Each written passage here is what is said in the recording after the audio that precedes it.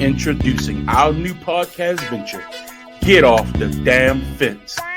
Get off the damn fence. Now you're talking out both sides of your mouth. Get off the damn fence. Pick a side. Which one is it? Get off the damn fence. Oh, now you change your mind. Oh, that's what it is. Get off the damn fence. Oh, stand on it. 10 toes. Stand down. Go ahead. Get off the damn fence. Get off the goddamn fence. Mm-hmm. Ladies and gentlemen, welcome to our new podcast. That's right. It is called Get Off the Damn Fence. I'm Larry Caution, joined tonight as I am going to be every week by Justin Harris and Calvin Thomas. What's going on, gentlemen? What's happening? This is it. That cat salute. The premiere of Get Off the Damn Fence is going to be pretty fun. We're going to be talking about the NBA playoffs tonight.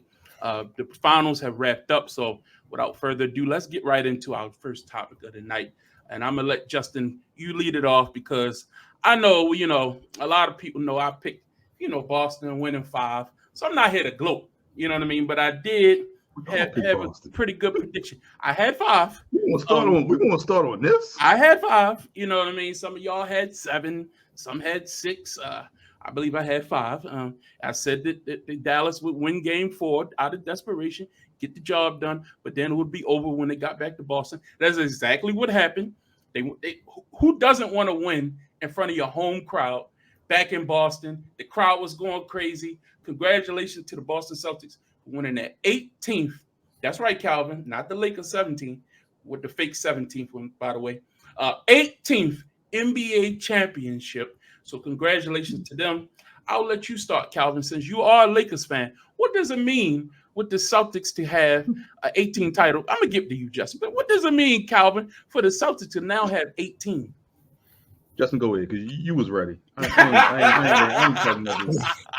I was just confused because he handed me off so I can start the show, and then he went on and started the show. Go ahead, man. I was going to actually throw it right back to you and say you was the right one when you called it 5, but you clearly done that yourself.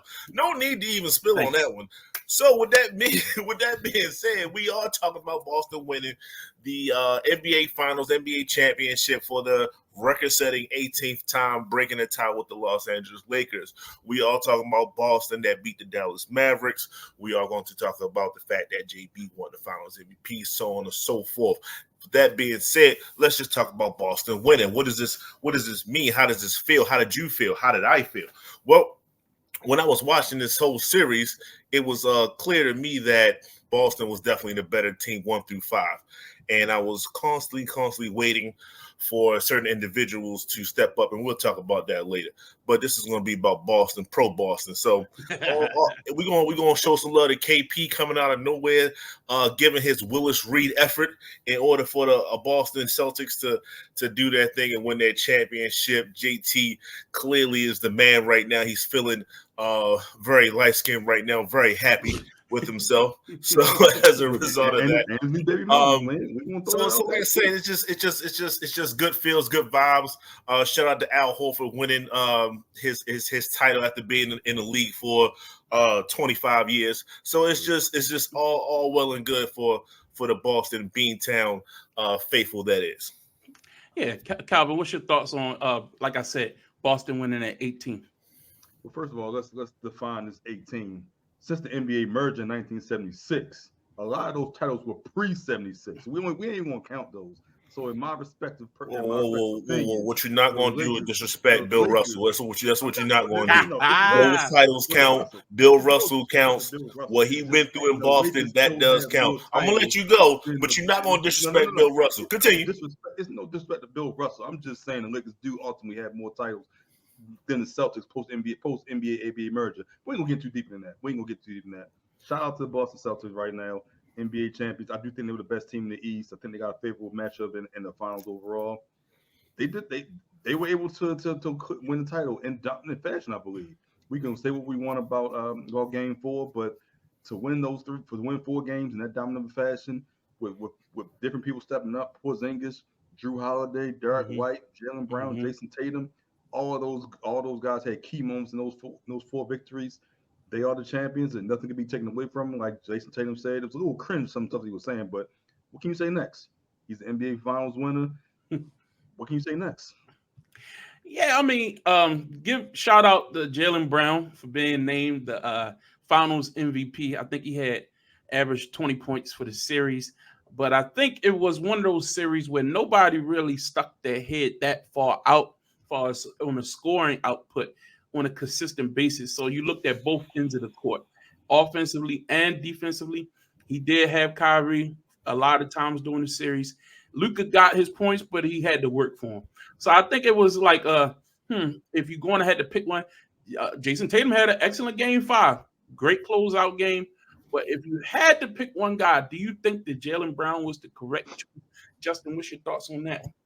Absolutely not. Mm. But I have you asking me personally. Sure, sure. But Get in off the the fence, damn it. Say what you say. so with that being said, shout out to the plug.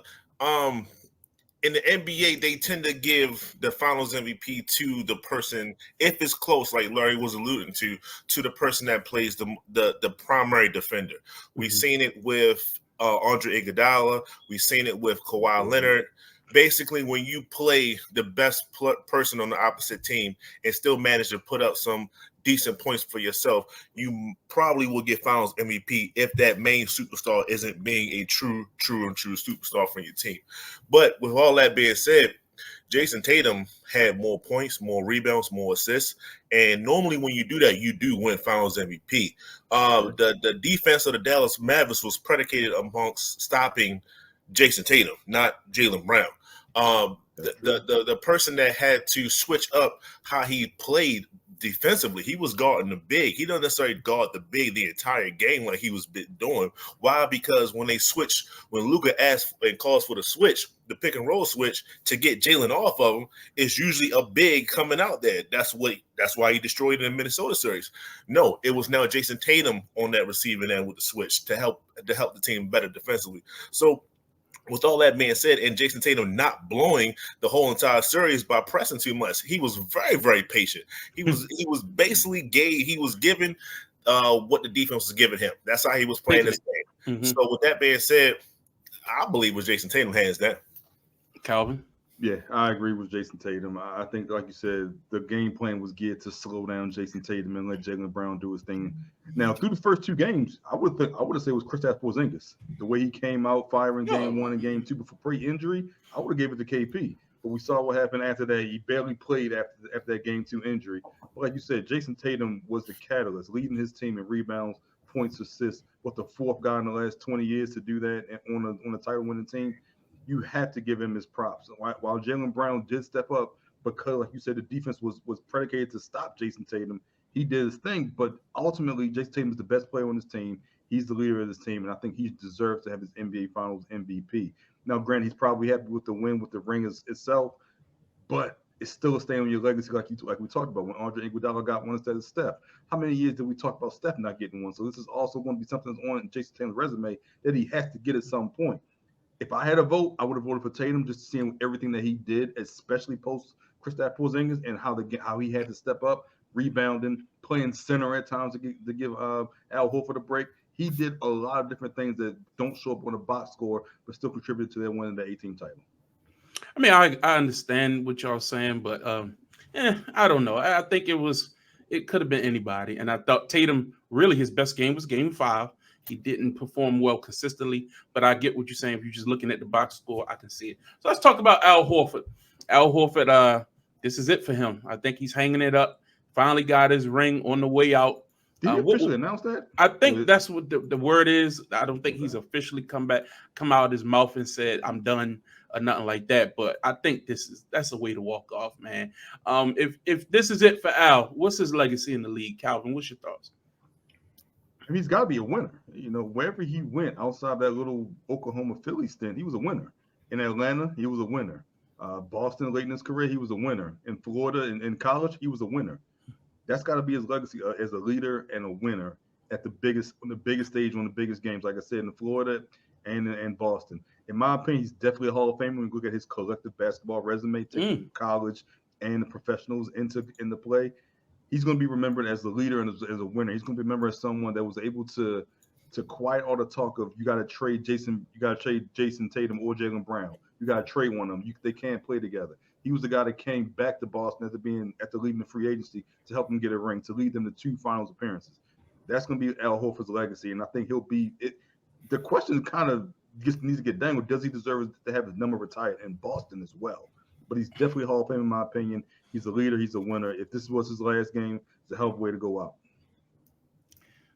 Justin, I'll clean up. Go ahead. He's definitely a Hall of Famer. That's what you're standing on. I was like, definitely. Yeah. Definitely. I don't think it's no doubt. Okay. But I mean, what, 4 or 5 time All-Star? That might get you there 4 or 5 times. I guess winning in college. That helps. It's the basketball. It's a basketball. I'm saying that helps. That helps. Mm-hmm. But he wasn't even the main player on that Florida team though. But okay, we can argue about that. You want to say it was Noah? He definitely was a bigger factor. Noah was the leader of that team. Definitely, if you consider the heart and soul of the team. Mm-hmm. But okay. So Atlanta, right? He was already in there. He was the leader in Atlanta, right? No, that was Joe Johnson. No, he didn't play with T-Mac. Well, he was the leader in Boston. No, he never was the leader in Boston either. I'm just trying to think. When did he be? When was he the guy? To say he's a Hall of Famer. When was he ever like the top 2 guys? You have to be the guy to be in the Hall of Fame. Okay. You're right. Not the top guy. You're right. That's upper echelon. You're right, Calvin. Hold up. I've heard you disgrace some people that was to me way better than Al Horford. No, that's fine. Let him have his moment. Okay, so T-Mac is in the Hall of Fame. He wasn't. Stop bringing up T-Mac. Got nothing to do with T-Mac. What you're saying is he wasn't the top guy. I got you. You're right. When was he number 2? No, I'm agreeing with you. I'm saying I'm going to count. He wasn't number 1 or number 2. He was a third-tier guy. Is going to the Hall of Fame now. That's what we're saying. He got solid 3. Yes. What? He was barely number 3 of Boston. He was never number 3 in Boston. What are we talking about? Wait. He was barely number 3 in Atlanta. It was Jeff Teague. It was Jeff Teague. He was probably the 3rd best player, and then Cal Culver. Like, we're not going to forget that whole 4-man, 5-man Atlanta squad. That all of them happen to be nice. You want to disrespect Al Horford? I'm not disrespecting him. You're placing him on a level to get disrespected. I'm putting him on a level with Hall of Fame because when you can take his collective basketball resume, what you do for the Naismith Hall of Fame, it's not an NBA Hall of Fame, it's a Naismith Hall of Fame. Right. He's one of a handful of players to go back to back and win titles in college. You're right. But he was never the guy, though, right? What's his numbers like in the NBA? His career high is 34 points. So what I'm saying is what you're saying is if he's corrected college, pros, Hall of Fame, that's what you're saying. Then Rob, not necessarily college, but NBA. This guy won 7 championships. Is Robert Horry in the Hall of Fame? So it's not. It does take a little bit more than just being Bruce Bowen. Just acclaimed, right? It takes a little bit more, right? What I'm saying is you got to have these inflated numbers and not win it all like a T-Mac, and then you're a Hall of Famer. His name Robert Horry and Bruce Bowen. But you inflate your numbers enough to where I can be compared to someone because I scored enough, but my scoring didn't impact winning. Did he even score enough? Did Al Horford score enough? He was always just that third utility guy on the team. He's a great team guy. A good switchblade. Yeah. That's all he is. Why is he a Hall of Famer? Because he won in college? His Hall of pretty good. A Hall of pretty good. In Hall of Fame. He wasn't the main guy in college. We talk about main guys. Everyone's not a main guy. They're main guys don't only go to the Hall of Fame. Congratulations to the Boston Celtics. But Al Horford ain't no damn Hall of Fame. I'm sorry, man. That is ridiculous. That is ridiculous. What are you talking about? We're gonna have to table this for another week. But I want you to bring me some stats or something to back it up.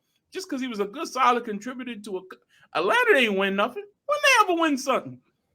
It's his first title. They made 2 conference finals. Okay. This puts a stamp on his career. This adds to his hall.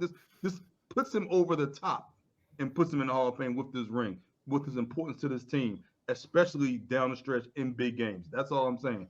2 finals appearances, 1 finals win, 2 titles in college at Florida. You take that collective basketball resume, that equals Hall of Fame. Is Bruce Bowen a Hall of Famer? No. Bruce got 3. What you talking about? Bruce was a solid contributor and a Kobe Kobe stopper. Huh? Bruce Bowen will never know Kobe stopper. Huh? Bruce Bowen will never know Kobe Big stopper. time corner 3-point shooter. That's Like disrespectful.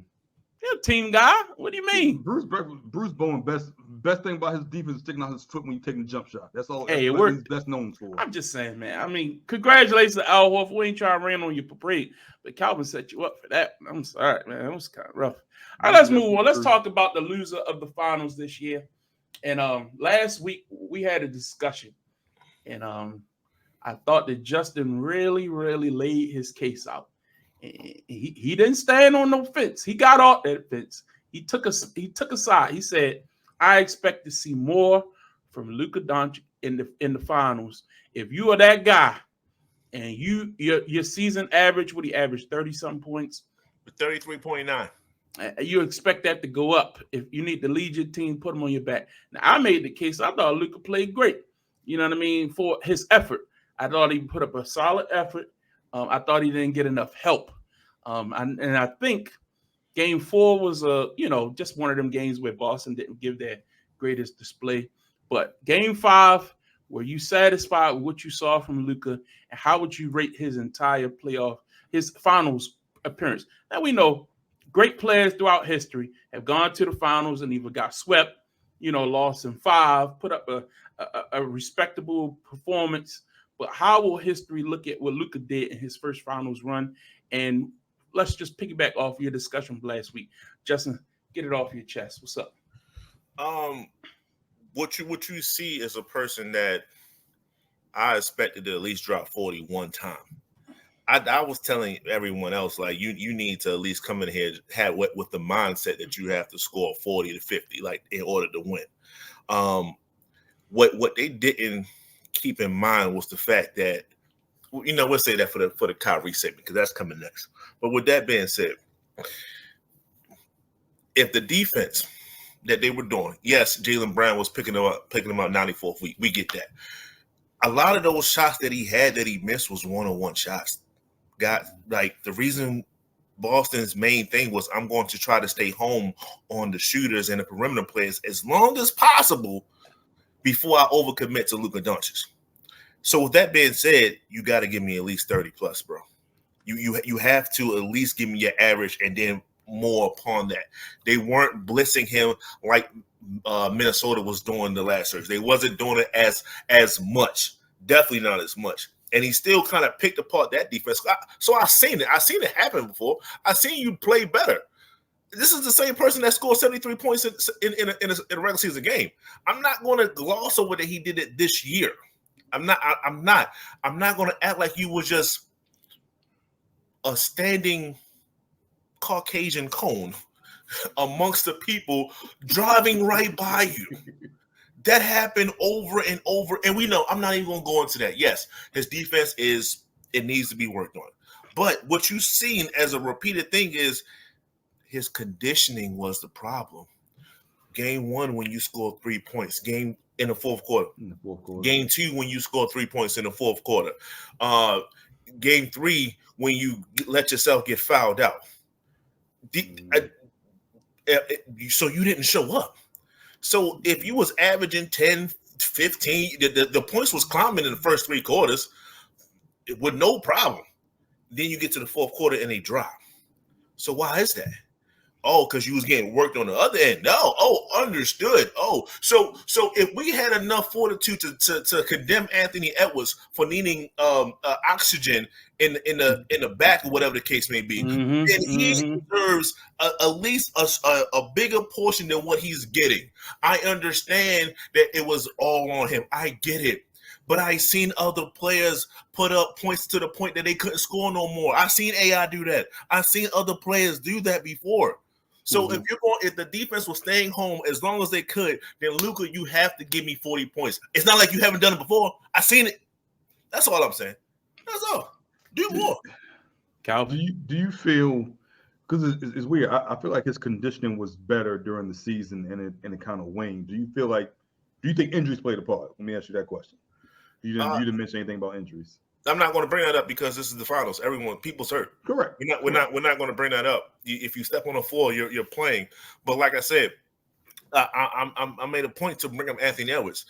The reason why I gave Anthony Edwards some leeway is because you didn't. This is the first time you ever got this far, right? So you have to go from a college mindset to bring it all the way forward. You've never been this far. Never been to the finals. So Luka got this far. So now this is Luka's turn, and this is his time, and he's going all the way into the finals, and now he has to. I expect someone that's been playing professional basketball since the age of 14 to know how to condition yourself a little bit better, even within the series itself. So yes, maybe it's game 1 and 2. I got to do something different, and then you do that in game 3, because if I'm not mistaken, y'all saw game 4. He turned it up defensively. Everybody, all he heard was people talking about him and all this other stuff. We seen the rolls, the clips of him just getting drove past repeatedly. He picked up his defensive intensity in game 4, and then all of a sudden they blow him out.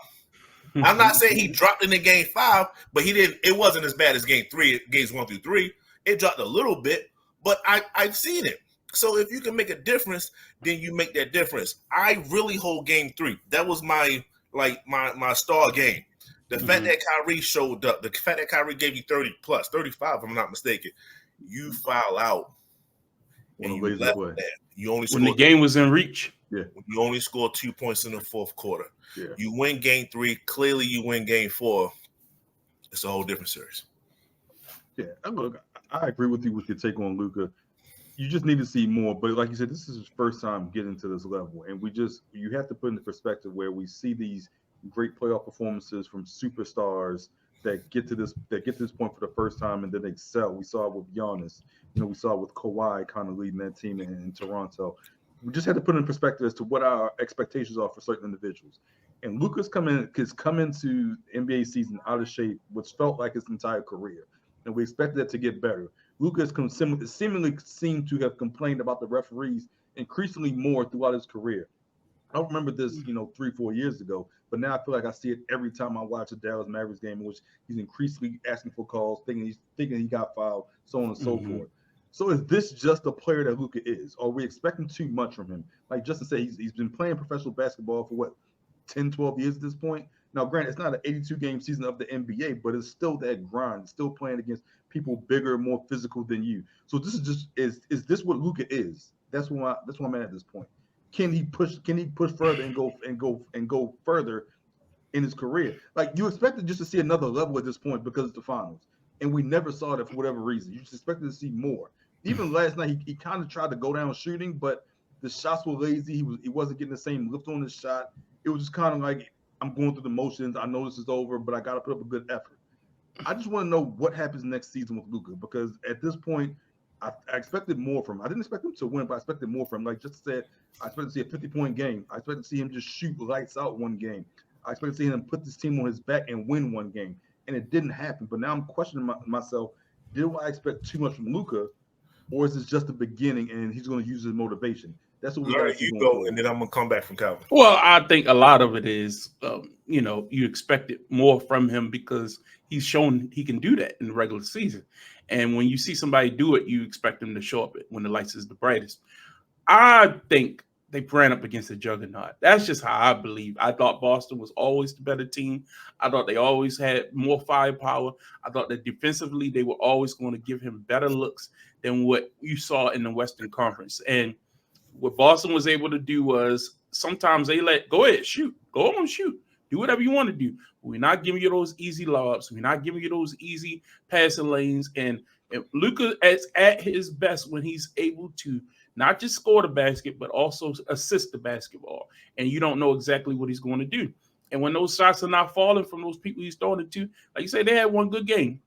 in game 3, I agree. Game 3 was within reach, and then he fouled out. But a lot of that was aggression. They were making him work. They were making him work on the defensive end, and they took advantage of him. And that's something that we still need to see is his because of his conditioning, because of the things that we talked about with his conditioning in the past. Defensively, that's where you're going to see the lapses, not necessarily offensively, and that's going to impact if you can't keep your legs defensively, and now they try to expect the same offensive output from you as well. It's hard to keep up at this part of the season as well. We in June, we're not in January, we're not in February, so it's a lot of attrition on them legs. Go ahead, Justin. So I'm gonna say two things. One, this is the level that I expected from Luka. To be honest with you, you remember a couple years ago when Giannis played against Phoenix, and everyone was telling Phoenix to do what? Build the wall, do the wall. He has not cracked that code yet, right? Phoenix, unfortunately, did not do that. They stuck with their guns, and Giannis kept applying the pressure, and he said, if you're not going to do that, I'm not going to let up. That's kind of the same that I know they're different players, but that's the same level of tenacity I wanted to see from Luka. If you're not going to double and triple team me like you should, like every other team has done so far, so I can get my other shooters, my other players involved, the lobs, so I can do those things, then I'm not going to let up, and I'm going to keep scoring. That's what I expected for someone that can score at his level. But I get it. It didn't happen. Calvin, to your point, what do you expect next year? Luka doesn't have to work on anything offensively other than conditioning, which we already know, and playing off ball. Those are the only two things he needs to do. You let Kyrie and he take the ball out of his hands. Talked about this, and I kind of avoided it the first time we talked about it because I knew it was there. I just didn't want to fully admit it. But the fact is, we were talking about the tandem things, and y'all said I was trying to make a case for Luka and Kai, and y'all was making a case for Tatum and Brown. You guys were right. They play better together. The problem is neither one of them knows how to really and truly play. This is Kai and Luka play off ball. So this helps you gain your energy and things like that throughout the course of the game. If you can kind of jog around and then quickly sprint around 2 to 3 picks that was made for you, I have an open shot. I didn't have to dribble, waste energy to pull up and make things happen. People made things happen, and then I am now the recipient of a lot of movements within the team. So I think that's what Luka needs to do. He doesn't. He has the offensive gift to touch the ball and it just goes in. He has that gift. So what you going to do? Tell him work on his threes? Yeah, he could, but he already know how to do it. Like it's not like it's crazy for him. It's just he needs the legs underneath him. That's conditioning, and maybe to preserve energy a little bit longer. Let Kai handle some of the ball when it comes to ball handling, and then you play off ball. You actually run around the picks and things like that. He just needs to do cardio. That's it. Way more. This is the best shape he's been in so far. If this was a couple years ago, Luka would not. He wouldn't have made it. So this is the best that he's been conditionally. It's just he needs to do it 2 more levels up. I think playing off ball is easier said than done when you're used to a certain type of offense, having the ball in your hands so much, having the offense run through you, being the focal point on offense. I think that's easier said than done. It's something that can be done with practice. But we know NBA teams don't practice at a certain point in the season. So I think it's easier said than done, but I think they can do it. The fact, will they be comfortable enough to do it when it matters in the playoffs? Will Luka be okay with Kyrie running the show for points of time during the game while he's on the court as well? That's what I'm not sure of. Well, let's get into Kyrie because it's been an interesting ride. You know, they made it to the finals. Let's call it what it is. It's not like they were one and done or anything like that. This is second year in Dallas. Overall, I would think you have to consider the trade a success so far. But we're going to talk about, you know, some teams that they've had in the past. Justin, you alluded to that earlier. They had Porzingis. They had, you know, Jalen Brunson all on the same team with Luka. But overall, I still think Kyrie has added a lot to the team. And I think some of the strategic moves that you all have discussed actually play well into this discussion. Should Kyrie be running the point? Yes. But like you said, Calvin, when Luka is such a ball dominant player who is so used to controlling the tempo and moving at his pace, and can Luka play the three? Can he play the two? Sure. I mean, I think he could, but does he want to? And when you get to a certain level as a superstar, you're trying to dictate what you want to do. And that's a lot of part I think some people don't really understand. I heard that Luka's kind of a diva. Have you heard those kind of things about him down there in Dallas, Justin? KP wasn't feeling him.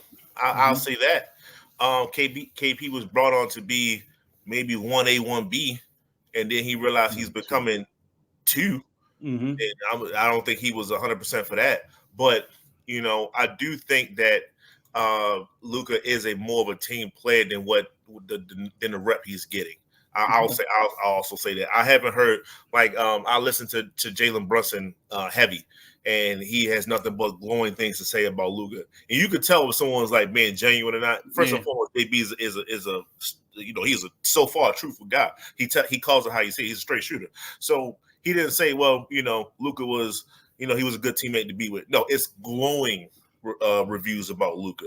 So I think KP had an issue with them because he expected more to be that guy, and unfortunately he probably wasn't. And you get the other side of JB is just giving him nothing but love on the opposite end. So I don't agree with that. I think he's so do you think if Kyrie wanted to move to the point, that would be something they would be fine doing? So it's let's just say it like this. Kobe had to get off ball, right? He's a 2. He played off ball, but he still had the ball and brought it up a lot of times. Sometimes he let other people like Derek Fisher, facilitate the offense. Mike Jordan, that is, was clearly the ball handler early on, and then Phil got him to get off ball to want to get other players involved and not let everything, the usage rate, go all through you. There's only been one player, and correct me if I'm wrong, that kind of did it to an exceptional level to win championships, and that's LeBron James. Everybody else kind of did their thing. So if you take LeBron out, what Luka's doing is pretty amazing, but that usage rate is very high. So yes, it's kind of within himself, and plus he does not a conditioned athlete like a LeBron James. Why do you think James Harden? It could be mental, yes. Well, James Harden flames out in the playoffs. Could it be that he done maxed himself out? He just can't he's gassed out. Usage rate. So maybe that is something to it, and maybe Luka sees that. And he's no dummy. He definitely realized he ran out of gas during the finals. So maybe that is something that he chooses to do. Going back to that Luka Kyrie KP dynamic, I think Luka respected Kyrie more for what he did when he came on to Dallas versus what Kristaps did. And even though you can say they were just as talented, Kyrie put in more work, and Luka respected what he did in Cleveland, what he did in Boston, what he did in Brooklyn prior to coming to Dallas. And I think he kind of that made their dynamic, made their relationship easier to work together. Unlike when KP came on and was coming off an ACL injury, it was coming off one good year out of your first 3 or 4 years in New York, but you want to be treated as 1A. Like, it doesn't go together. You still got to put in the work, in my opinion, and I think that's where they clashed. Now, looking at Jalen Brunson wasn't Jalen Brunson right now when he was in Dallas, and that's through no fault of Luka. That's just the fact that he didn't have the opportunity. That was coaching. Yeah, he didn't have the opportunity to showcase what he could do, and now he has the opportunity. He has the ball in his hands more in New York. You can see what he can do. Now, I'm not sure if that would work. You can say that would that be comparable to Kyrie? I'm not exactly sure, because Kyrie is at a different point in his career than Jalen Brunson was. Jalen Brunson was trying to establish himself, or he did establish himself when he went to New York. Kyrie's been at that point where he's established himself. He's a winner. He's known for taking and making big shots. So it's kind of difficult to say when one person is already established, or if one person wants to establish themselves and kind of create their legacy, could they mesh the same? But so I don't know if that dynamic would actually work with Jalen Brunson in Dallas. Would he be the same player he was in New York? Now, with Kyrie being more on board, more on ball next year with Luka, it's possible, but I think you also have to allow Kyrie the freedom to play more minutes without Luka during the regular season, to have him get acclimated with those guys. So if something happens, if worst case scenario, if Luka's not there, or if Luka is in foul trouble, then we can rely on this offense because we've seen the minutes in the regular season. We know what to do. I think that's also something we need to see. Now, granted, you don't expect them to play too many minutes, when they're not on the court at the same time during the playoffs, but just being prepared for all scenarios, that'll be key as well. I think they could use a big man down bottom, like somebody who could actually. I think Lively's good. I think Lively. You think he create his own shot? He can do everything he need to do. I think he can. He's still young. He's a rookie. He's still young. I think, as he grows in this league, I really think he could take a leap this year, next year, being more offensively talented. You saw him kind of step out, hit those corner threes. If you can do that consistently and force you to stretch out, that creates more space on the court for Luka and Kyrie. So I think he just has to continue to grow, and I think that's something that you anticipate him doing because you kind of saw little glimpses of that and just saying, okay, he could do that. Okay, now we got to respect that. It's just a matter of him taking that step and being able to do it more consistently. I also think they didn't take advantage of PJ Washington as much as they should. So now it's focused to Jason Kidd, right? And it's a lot of times in this series specifically. In this series, yes, in this series. They relied for him to be a spot up shooter in a sense, right? But then you see him trying to kind of go against that a little bit. Like, I need to drive. I need to try to get some points inside. I can finish inside. I can post up a little bit. I can bring the ball up. That was another thing they was trying to do to relieve Luka of Jaylen Brown 94 feet defense, is the fact that they was letting PJ Washington bring the ball up the court to give some relief for Luka. So it was. I know it's a lot of things that PJ Washington did. I noticed some things that Josh Green was doing. I don't think that the boy Hardy that came off the bench, the young boy, I don't think he got enough minutes because he wasn't afraid of the moment. You know what I'm saying? So I think Jason Kidd probably could have did a little bit more with the skills that he had. Stay with a pat hand. But I mean, it's clearly Kyrie, and we need to talk about Kyrie. Are you ready to have a conversation? Go ahead. Okay, so people are talking about Kyrie didn't perform. Kyrie didn't show up, and he didn't score as much as he did during the regular season. And my thing is, I seen this coming. That's why I was so pro Luka. I knew Luka had to do more versus Kyrie doing more. I knew one was easier for one versus the other. You're like, why is that? Well, you seen the record against Boston, right? It was like 0-11 coming to the series. Now it was like 0-15 or something, like whatever the case may be. In Boston, yeah. You knew that he had issues. But I think this goes more than that. Remember that this is the same team that he was on. We know this. If you remember the last time he played Boston, what happened? He got swept. Right? And he had a Kevin Durant on his team. So I'm like, clearly, maybe these two guys, Jaylen Brown and Jason Tatum, they know how to play Kyrie. Maybe, right? This series for me proved it. When Drew Holiday wasn't playing Kyrie the entire series, it was a lot of switching, a lot of things like that. Jason Tatum and Jaylen Brown, they never gave an inch. They kept the pressure on Kyrie because they knew how to play Kyrie. Why? Because they was on his team. They know it. He was probably busting ass in practice, and eventually you kind of pick up on certain things. So when they was able to sweep him a couple years ago, people blame. What did we switched the attention right over to Kevin Durant. Oh, Kevin Durant didn't lose. Kevin Durant. Kyrie averaged like 22 points, 21 points that series. What did Kyrie average this series? About 22 points. It was about the same. So they clearly have a makeup on Kyrie, addition to the fact that Kyrie's playing in Boston, addition to the fact that Kyrie might be a little bit emotional and he doesn't. It probably wears on him a little bit to hear the boos, the constant rain and all this other stuff, the boos that he gets. So it is a microcosm of different things that's happening that Kyrie's just not the same guy against Boston. So if you know that he's not going to be the same guy, and he was showing in game one and game two, clearly it was something else. Then Luka, the main guy, not the number two guy, the number one guy, the one is the third in MVP. That's why I wanted him to do more, because I knew Kyrie might not be the same guy as you would expect him to. But see, to me, that's not fair. I mean, basketball not fair, but what I'm saying is, if I bring you, because I'm a 30 point, I'm gonna get you 30 points. All right. I need you, if you a top guy. Kyrie not no slouch. We're not talking about we just went out and got any old body. It's supposed to be one and 1A. You know what I mean? Not no 1 and A and C. Like, I need 25. You know what I mean? I need 27. Like, Kyrie can Brooklyn get you. was expecting the same thing, and they didn't get it. I mean, injuries contribute to a lot of why He wasn't hurt. He had nagging injuries. Yeah, he wasn't hurt against Brooklyn. When he was with Brooklyn, him and KD You was talking about against Boston. You're just going back to that one series. I'm talking about overall. It's the last series against the same main guys, and we were saying maybe Ime Udoka gotta maybe. No, I think the defense they just good defensive players. Agreed, but his jumpers weren't falling. Like he wasn't taking a lot of shots. He wasn't really being aggressive. Go look at his percentage, his field goal percentages. He shot the same against Brooklyn. He was almost, if you look, it's almost a carbon copy between the two series. But don't you expect more? Or you just gonna settle and say it's the NBA Finals? Hey, Kyrie, we're not expecting nothing from you. Luka's all on you, dog. No, you gotta come out there and do something about it. Like, if something's not working, was his assist total up? Was it like what did he add to contribute to the team? That's what I'm saying.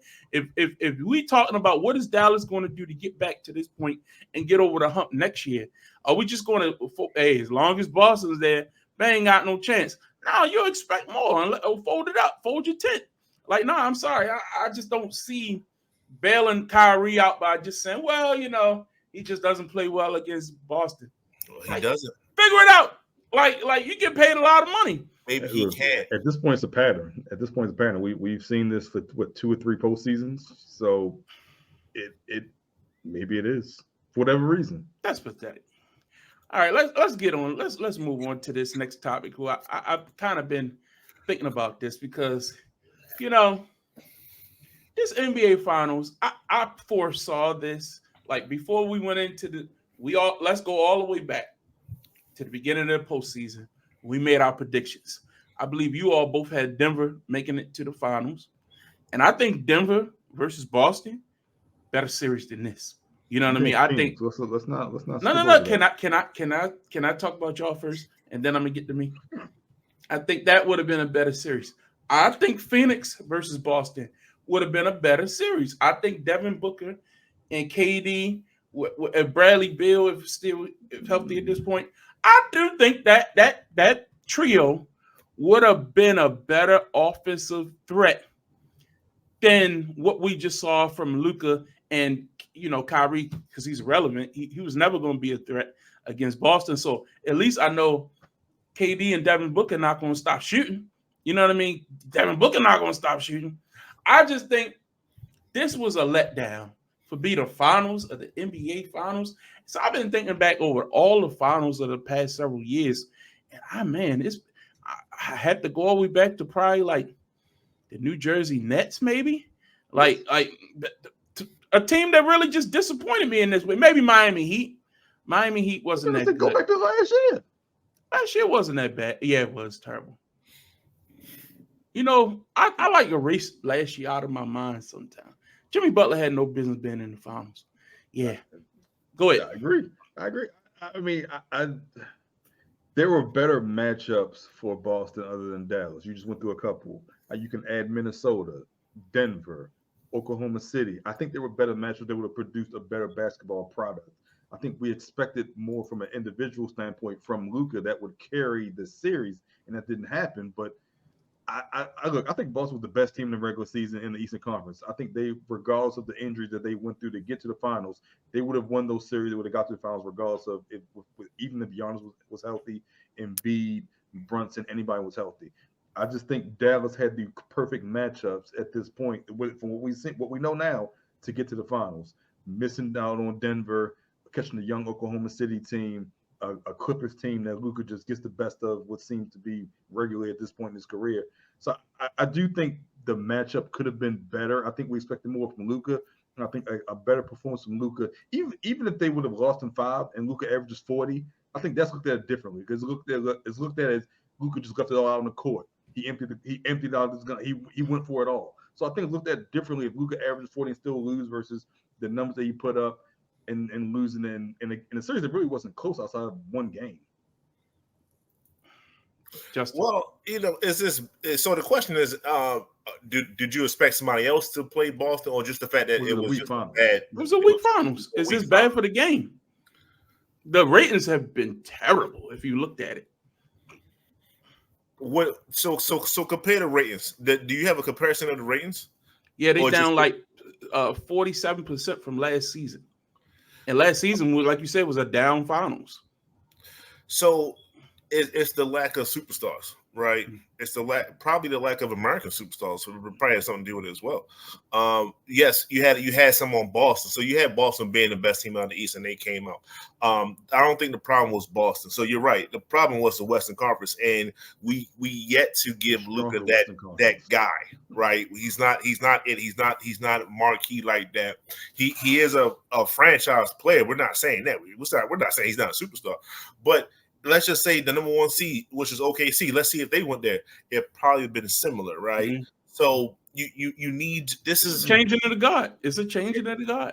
But this is why you need your Steph Currys. This is why you need your LeBron James. Those guys still sell tickets. Those guys still bring in views. So if you're saying from a viewpoint, then you need someone else. So to Calvin's point, when he brought up Minnesota, Anthony Edwards was that guy. He was the one that was grabbing all the attention and things like that. We went through that media session. We talked about it multiple times on here. I mean, we wanted Anthony Edwards. We was already saying he's in the finals. We was proclaiming that because that's what he would have brought in the views, unfortunately, and it didn't work out that way. But that's just what it is. Luka Doncic is not an American guy. He's not an American go-to guy. He's not a good old boy. He's just a beer drinking Slovenian, right? And we got tired of that. We got tired of it we got tired of players that really don't care. I'm not saying Luka doesn't care about basketball, but now I got to bring in Jokic because Jokic is a similar. Like we can't gravitate towards Jokic. He don't care about basketball. He don't give you personality. You know, it is what it is. He just had to be 7 feet tall with amazing touch, right? So he kind of lucked into basketball. He don't care about basketball like that. So that's the problem that we have here. We got the best players not being American born. Well, we just kind of had a discussion a couple weeks ago about how look at all these young, great players we got. The league is in great hands. All the old guys are gone. But is that good for the game? Is the question.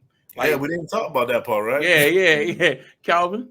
But I think those old players that you were talking about brought so much attention to basketball fans and non-basketball fans because they would transcend it because of the things that they did in the career.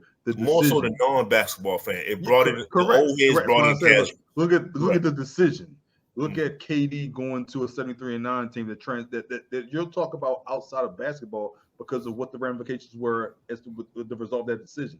And I think that's what we're missing. We're missing that connection to non-basketball fans that allows us to that draws them in. Maybe that happens this year with the Olympics. If you have a great performance from an American-born player in the Olympics, that could lead to next season. We'll have to see. Especially if it's a younger player, if it's an Anthony Edwards, like we just discussed. Especially if he goes against a Jokic or a Luka, maybe. Especially if he goes against a Wemby, someone that's transcended across that's not American-born. You can kind of bridge those gaps. But look. I going back to the finals, I just think we expected so much from this matchup, and I think people tuned out so early in game one with just the dominance of the Boston Celtics. And I think that's what you just saw that over and over and over. If you looked at it, they just knew they figured they knew what the outcome was going to be. I think that plays a part. Like I said, the matchup plays a part as well. But you can't say that Luka is not a transcendent superstar that's known globally throughout the game of basketball. He's global. He's a global superstar, but he's not playing casuals. Correct. Off the court, that's a no, because you don't have an opinion on him. If it's a LeBron James, you love him or you hate him. You have an opinion on him. So you want to see him win or you want to see him fail. Either way, you're looking to see hopefully what you want to happen to occur. So I just think you're missing that, but there's no game plan on how do you get that back outside of just attrition or the natural progression of a superstar. There's no way you can get that back, or it's very difficult to get that back unless it's organic. In my opinion. Well, here's a question I got, and I didn't even think about this. What's the Kyrie impact here? We know Kyrie was in the news pretty much a lot with his comments about the Jewish. I don't think it's measurable. You don't think so? No. You think a lot of people was turned off by Kyrie last year? Because likewise, I think if you hate when him, he was in Brooklyn, you're watching to see him lose. So I don't think you're watching either way. So I don't think that's. I'll say this. That's interesting. You bring that up. if Kyrie was still, for lack of a better term, if he was still the asshole that he used to be, outspoken. I don't know how to gauge my cursing on this, but hey man, get off the damn fence. Come on. I understand that. But if he was still outspoken as he used to be, that actually probably would have been better for the finals. He was on the redemption. He would have been a lightning rod, right? So he's no longer a polarizer because he was saying everything right. As a PR move, he was doing all the right things to be the good guy again. Yeah. So if he was more outspoken, like Calvin just said, like he was bringing up, it would draw attention. Polarizing, you're going to draw the negative side just to see you fail. The Floyd Mayweather effect. People who only watch Floyd to see him fail, those that weren't like true fans. We would have watched it to see him fail, and people like that would have been gloating right now. He only made it to game 5, but you don't even hear that. You know what I mean? Like it's like apathy. He was on the redemption side. It's apathy, and I think that's part of the thing. Boston, like they've been losers. You know what I mean? Like the last time they won was what 08? 08. Yeah. So that was a whole different team. That's Paul Pierce, KG. Like this team right here has come through the trenches. So I thought that was a good story. But like you say, who's the star that people are gravitating to? Who's that guy that has the commercials? Who's that guy that, is the face of, who could be the face of the league, who's out there doing the interviews, and nobody. So it's like, it reminds me of my Spurs. Go ahead. Do you think there would have been more of a push if Minnesota made it with Anthony Edwards? Like you would have seen him more front and center? Of course. Okay, I agree with that. Of course. And I know we got a Knicks fan here, and we had this discussion a couple months ago. If the Knicks would have made the finals, against, that's a ratings juggernaut. You know what I mean? Maybe early on in the series, but I don't think they compete with all the injuries they had. That's what I mean. You don't think they compete with Dallas? Well, we talking about if they make it, they clearly would have been injured at that point. With injuries at that point, I don't know if they compete. So is it more of a ratings boost past one game? That's my question is, or is it we know the outcome? If the Knicks are on the court, people watching. It's New York. Like, come on, like we better than just one game. I don't like the way you just slid my. I'm saying, yo, like as a healthy team, if in the conference finals, did I say healthy? A healthy team, we take Boston to at least 7 games. I didn't say healthy. I didn't say healthy. Look, last time we saw the Knicks, Josh Hart had a bad knee, ankle, whatever it was. Jalen Brunson. Larry was alluding if they made it to the finals and they're healthy. I mean, they're healthy. And I said if they in their current state, I didn't say if they were healthy. In their current state, I wouldn't want to beat Indiana, to be honest with you, because we would have got smashed by Boston. Yeah, but I'm just saying, and I think a lot of people don't think about the business of basketball the way I do. I look at it like, you got to think about this. So we talk about this a little later. We get into the WNBA, but this is not just entertainment and fun. This is about what can be done to grow the game. And the NBA is in a very, very important stage in this life because you had your Magic and Bird era. You had your Jordan era. After that Jordan era, it was a little slump. And then you had your Kobe and Shaq. Then all of a sudden, it became more of a conglomerate type of league. You know what I mean? Everybody wanted to team up. Who was the big superstars? Then you got your LeBrons. Then you got your Kobe's, and you got your different ones like that. But right now, the good players ain't on great teams. Like the players that we know are as marquee are not going to be in the championship. They're not going to be playing deep. Go ahead. You bring that up, and you can argue, and it's funny because you'll hear arguments on both sides. The NBA, when you have multiple champions, tends to be a better NBA. Tends to be, and what I mean by that is. When you had Chicago in this run, right? It was Jordan, Apex, right? Yeah. They were dynasties. Right? Kobe, Shaq, Apex. People came to watch. Unfortunately, San Antonio was San Antonio. Hey, chill out. We watched. I'm not knocking. I'm just saying it's just the whole San Antonio thing. 5 championships. Go ahead. But then LeBron comes, and then LeBron goes to the championships, and then he's the mainstay, right? Cleveland, Miami. Even in the loss, he was there every year. There. And now Steph Curry is there almost every year. So is that now for the past maybe 5 or 6 years? It's a different champion every single year. So people don't even know who to go for. You don't get that familiarity. I think even more than that, you don't even have the same team making it back to the finals that won the previous year.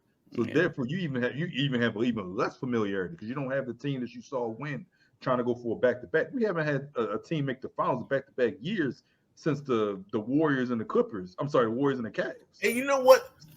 Boston messed all this up. They really did. By letting the Heat sneak in when they did. Yeah. They would have lost the finals, a couple times. Right?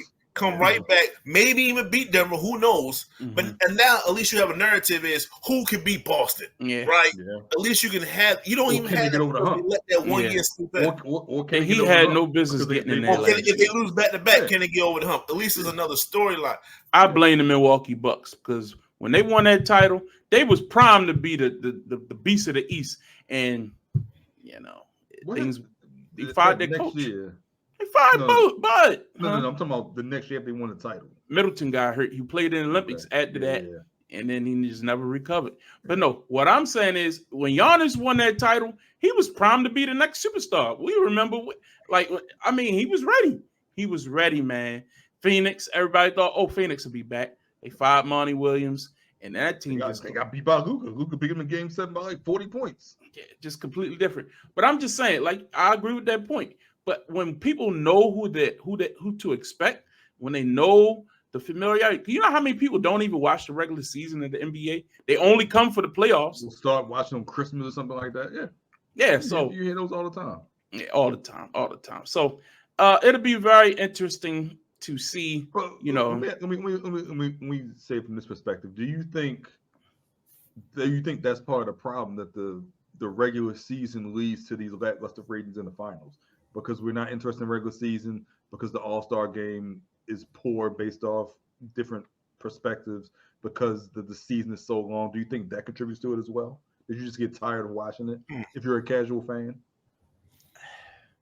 I think this play-in tournament kind of helps it in a way, in my opinion, because it allows, it's like a break a little bit. And it adds a little bit more importance to that play-in, so people are just focusing on that.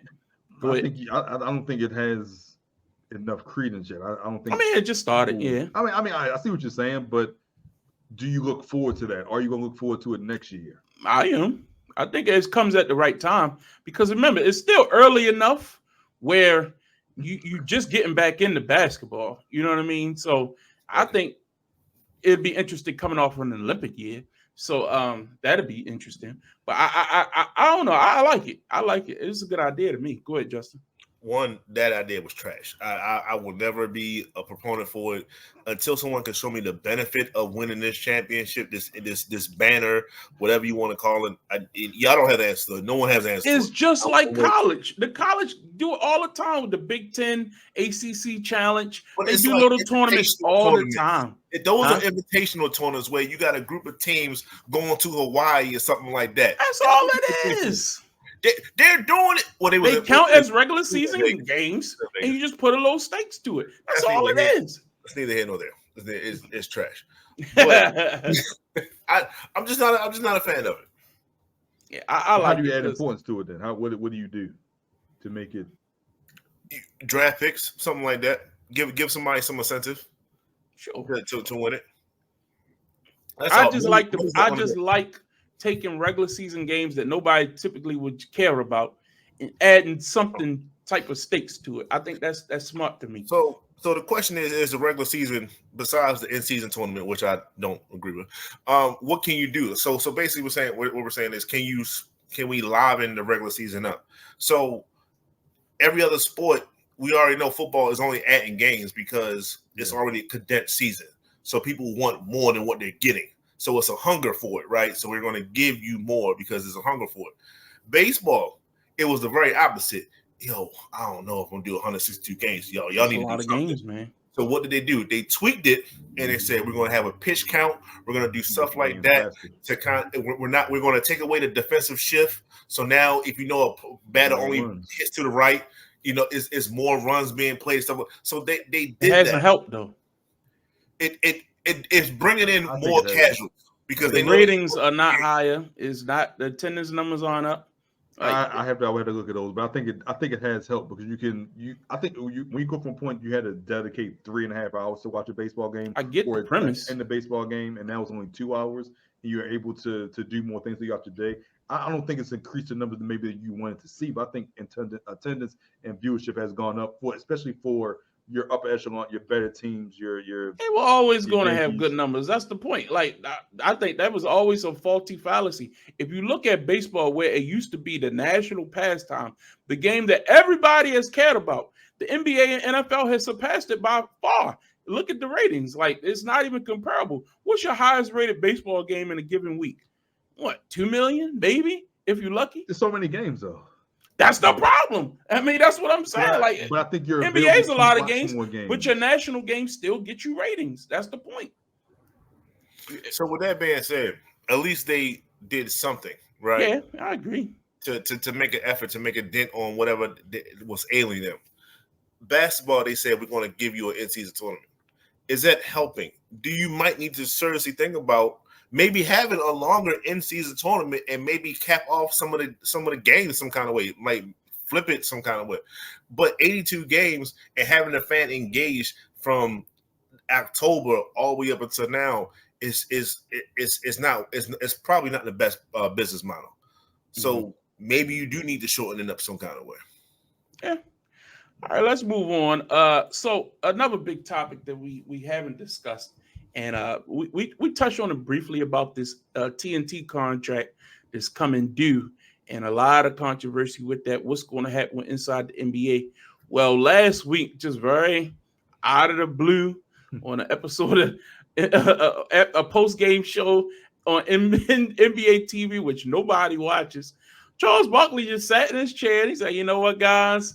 After all these years, I'm done. That's it for me. Next season is going to be my final season. I ain't coming back. Don't look for me. I'm not going to be on TV no more. And if the NBA loses that contract with TNT, you won't see me on ESPN. You won't see me nowhere." Kind of shocked the world because Charles is like the mainstay when it comes to, broadcast journalism from a basketball perspective. Do you think you're really going to stick with it? Come on, be real, Kyle. I don't. It was so much going on. So when you said you went to talk to all the networks, that means you went to ABC, you went to ESPN, you went to NBC, and the numbers that they gave you didn't make sense, or it wasn't worth you going to a new network, acquiescing to their rules, not having the freedom that you have, not working with the people that you like to work with. And also, I think it's a ploy to get inside the NBA, sign the contract, their own post game, even with no games, or if they only have one game a week, to have their own post game network. I think it's all a ploy. And one of the biggest factors, we know, Ernie is the only one who said he's not leaving because he's been there for so long. He does baseball in the fall. He does some of the golf. College basketball too. He does college basketball as well. So I think this is support for Ernie to try to have them keep inside the NBA. I'm not trying to make Charles out to be a liar, but I'm just saying it doesn't seem as though if they keep inside the NBA, I think Charles will be back past next season. Now, one thing I didn't realize he was almost 65 years old, and it just seems as though just yesterday he just retired from Houston because they ain't got no damn facial hair, man. But he's been on that network for 25 years, and that's a long time to do something. So in that perspective, I kind of see where he's coming from, but no. If inside the NBA is on TV past next season, you will see Charles Barkley at least for a couple more seasons. Justin, what you thinking? So what did he say? Is that he said retiring? He said he's not going to be on TV anymore. TV. Right? He never said about podcasts. Thank you. That's 100% where I'm going with it. I'm like, listen to what he said. He said he wasn't. He never said you wasn't going to see me anymore. Mm-hmm. He just said I'm not going to be on TV. Streaming. I can go straight to streaming. I can have my own Amazon Prime or so. I don't need y'all. I don't need CBS, TNT. I don't need none of that. all the sports betting parlays and all that stuff that sponsors all these TV shows and stuff. I mean, all these podcasts. I mean, Melo, Draymond, all these dudes got shows. Company. I didn't even think about that. Yeah, that was very strategic.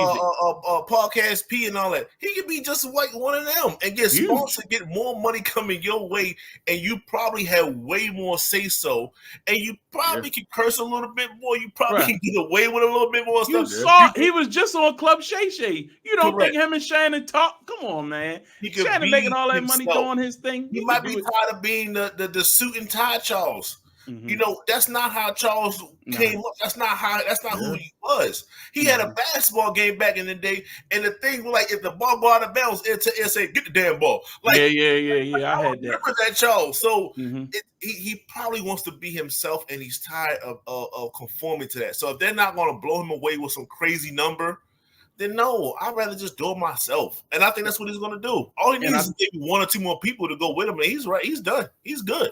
Man, Chuck ain't gonna have no problem getting somebody to go. That, like, you know, Shaq will go with him anywhere. You know what I mean? And Kenny just probably the one in trouble. He looking for a job. You know what I mean? Yeah. Ain't nobody clamoring for Kenny Smith. But I just think Chuck is such a mainstay when it comes to basketball coverage. I think that will be. I think they hurt inside the NBA, to be honest with you, when they moved it from just being on Thursday nights. Remember, it was always on Thursday. Then here recently, it'd be on Tuesday. Doing so it's not the same. It's not the same cast though. So it's that's why it's not fun. That's why I think it's two separate shows. Is what I'm trying to say. No, what they did was during football season, because Thursday night football is on. They don't put Inside the NBA head up with it, and as well during March Madness, because Kenny, Ernie, and Chuck do March Madness, they don't do basketball coverage. So that wasn't like that before. For years, it was always from the start of NBA season to the end, and they always was on Thursday nights, and you just knew when to tune in. But it just took the lust off of it to me. So to me, it's kind of almost time for it to end, to be honest with you. I hate to say it like that, but and Shaq getting kind of petty too. I don't know. He kind of rubbed me the wrong way. Yeah, fuck that.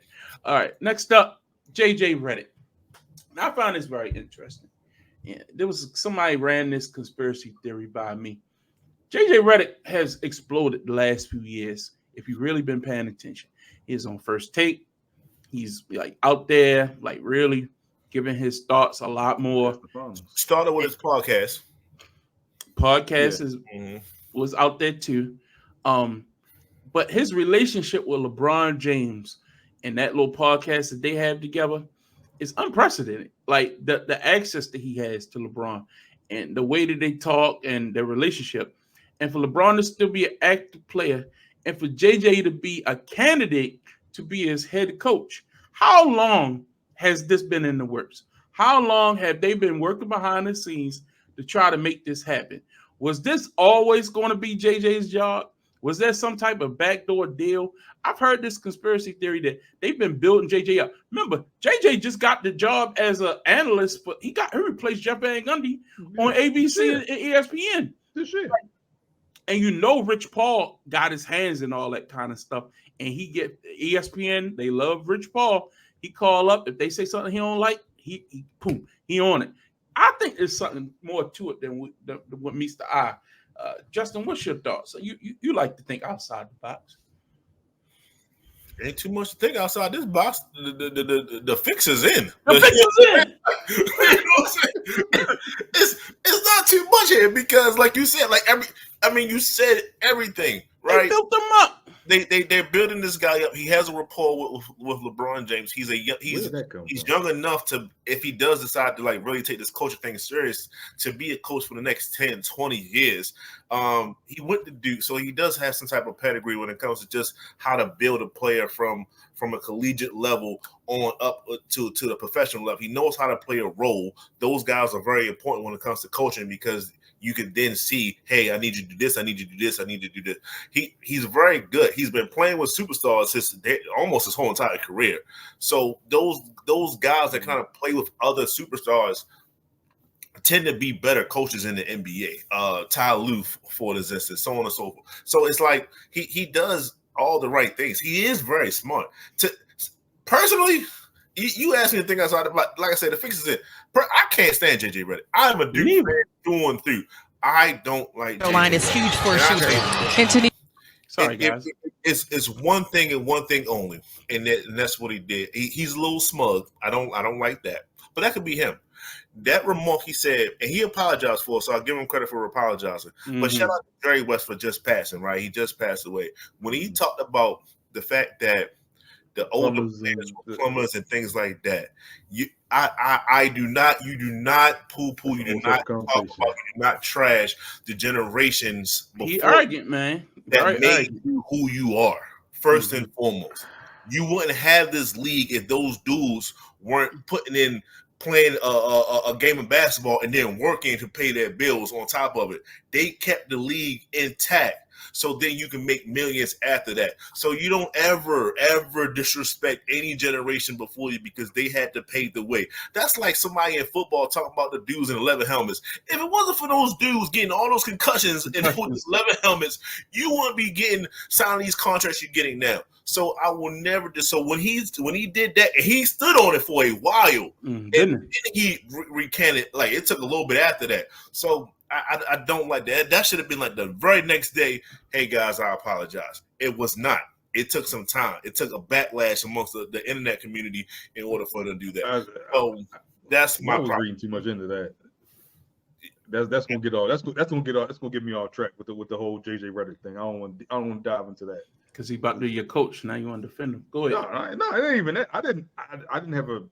I didn't read what everyone else read into it. Like this deep dive of just talking about everyone else. I thought I was taking it at face value that they literally played a basketball game and then went to somebody's house and fixed their toilet 2 hours later. It was I took it at face value. All right, man. Just get to your point on JJ. But I digress. What does I understand? I don't look. To me, if you're saying this is a whole conspiracy theory, it's a lot of layers involved. You're saying someone floated the Ty Lue thing, and then he gets a contract extension. Someone floated the Monty Williams thing, and then he decided to stay in Detroit. Now, I will admit the Dan Hurley piece is the piece that makes me kind of look side-eyed because it was supposed to be this huge offer to make him one of the highest paid coaches, and then all of a sudden it was a run-of-the-mill. He'll be top 12 coach. And I think Dan Hurley is more suited for a younger team as well, which didn't coincide to LeBron re-signing. So I thought that was a way of LeBron getting out of LA. I didn't think it was necessarily a way of getting JJ Redick to LA. But I don't understand where this relationship started, where this came from. Why is LeBron on the JJ Redick bandwagon? And that's what no one has explained to me. Now, is JJ Redick going clutch? Don't know that either. But if the goal is to have JJ Redick kind of be the Byron Scott to what he was to Kobe, his last couple of years, let him do whatever he wants to, kind of let him just, if he wants to play, pad his stats, so on and so forth. That's not about winning. And LeBron's whole career has been about winning to an extent. Is the fix in? It seems like it, but I just don't see how anyone benefits from having JJ Redick as a coach. That's all I'm saying. We all agree with that, but that's what I'm saying. Like, I just think his whole rise to prominence has been interesting to me because I'm like, it's JJ Redick. Like, okay, I don't get it. You're like a Dan Orlovsky. You know what I mean? Like, he was better than Dan Orlovsky. I'm not comparing the two. I'm just saying, like, when you look at coverage on ESPN, you're like, okay, JJ Redick. Why is he I guess he's a great orator. Don't get me wrong. He's a good speaker. He liked to debate Stephen A. Eat his ass up. Always enjoy that. But like a Dan Orlovsky, like what makes you the resident expert here? You know what I mean? I just feel like it's like something was done. Some type of deal was made. Like we're going to put JJ in a position to shine. Because remember, Doc Rivers. What was Doc Rivers? Doc Rivers was a role player, but he was good on TV. Then all of a sudden he got that Orlando Magic. He was on NBC. Everybody loved this coverage on NBC. He got that job with the Orlando Magic, and his career took off from there. Like, if you get one of those TV jobs and you show that you can talk about the game, people just assume, oh, you can coach the game too. Mike Maylock. It happens to a lot of people. Like Yeah. it's just Okay, like he was the executive though, right? He went to the front office, but it straight was there. because he was talking so much about the game. Oh, he must know how to draft You players. must know it. Yeah. You And he must only got know like it. 1 out of 15 right. But that's neither here nor there. You're right. I just think the fix was in, man, and they made sure to get him that job for 1 year. Oh, you good now? Go on over. Go coach LeBron and Anthony Davis. Like, huh? And maybe Coach K thing because LeBron always looked up to Coach K. He wanted to go to Duke. Maybe that's part of it too. I didn't think about that. If Coach K signs off, maybe that plays a part as well. Maybe. All right.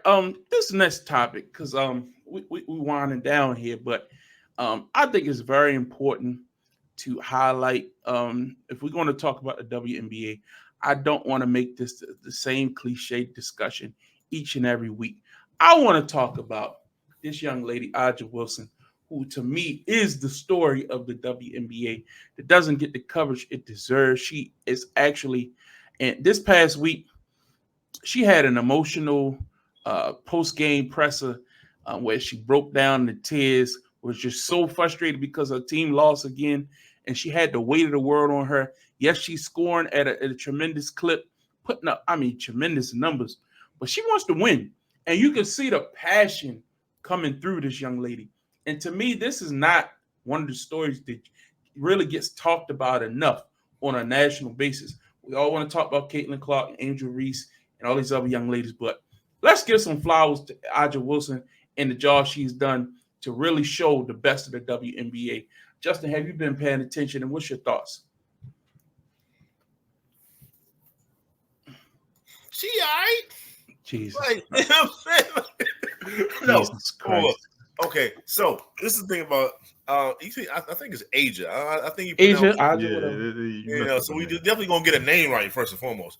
But with that being said, is she dominating? Of course, she is dominating. Is the team maybe waiting for Chelsea Gray to get back into form so they can beat this is the Las Vegas Aces to get back into their championship ways? Possibly, but are they like 6-6? Yes.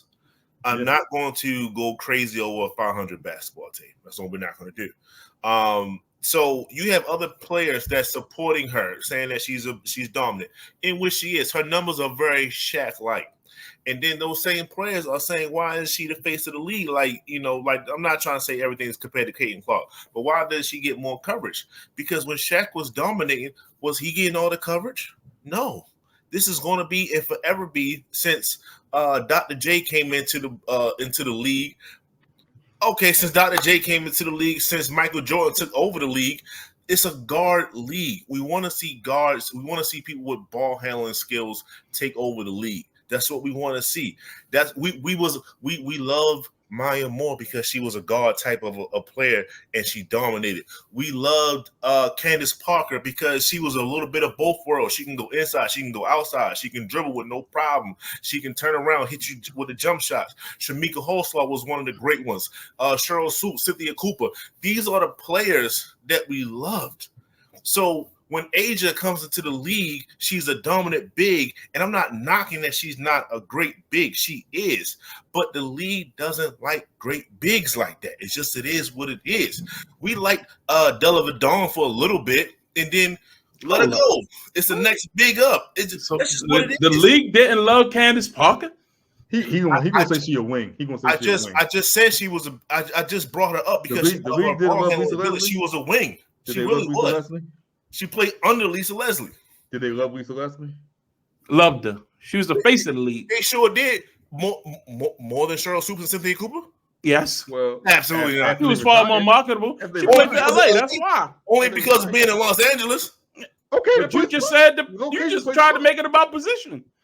It's mainly about positions. Yes, you have to give an outlier like you said, Lisa Leslie. Why? Because she happened to be in LA. That's the only reason why.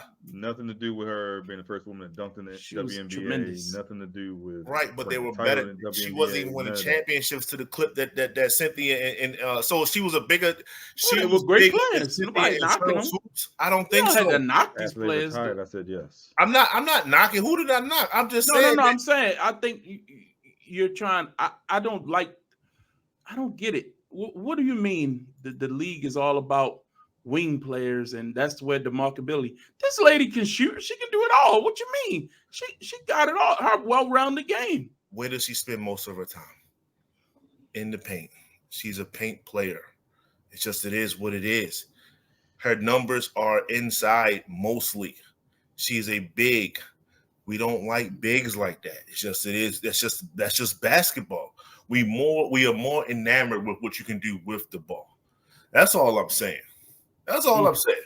Kelsey Plum gets a lot of love on that team because she's the ones that kind of make things happen on the Aces. There's a dominant force, but then there's players that play with the ball, and we like to see players with the ball. It's just it is what it is. Okay. Calvin, your thoughts? I think the frustration from Asia was last week, just coming from the team lost 6 games so far this season. They lost 6 games all of last season. So just the expectation of winning back-to-back WNBA finals, and then having so far a mediocre season. So far, that frustration just led to those tears. Now, granted, you are missing, I believe, 2 of your 4 best players. And I want to say Jackie Young and Chelsea Gray. I know it's Chelsea. I'm not sure about Jackie's name, but you're missing 2 of your top 4 best players.